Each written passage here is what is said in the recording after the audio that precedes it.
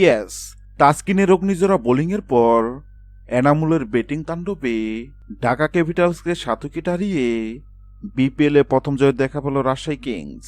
Bangladesh premier লিগের দিনের প্রথম ম্যাচে ঢাকা ক্যাপিটালসকে 7 উইকেট হারিয়ে এবার আসরের প্রথম জয় দেখা পেয়েছে দুর্বার রাজশাহী।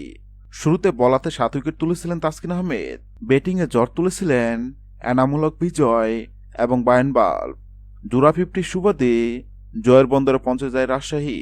বিপিএল 2025-এর 11তম আসরের পঞ্চম ম্যাচে টস হেরে ব্যাট করতে নেমে নির্ধারিত 20 ওভারে 9 উইকেট হারিয়ে 174 রান সংগ্রহ করে ঢাকা ক্যাপিটালস।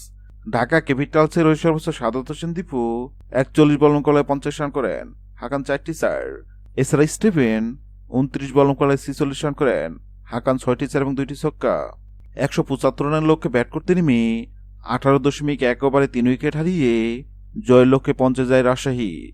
রাজশাহীর হয়ে সর্বোচ্চ এনামূলক বিজয় 46 বল মোকাবেলায় 73 রান করেন, হাকান 9টি চার এবং 3টি ছক্কা।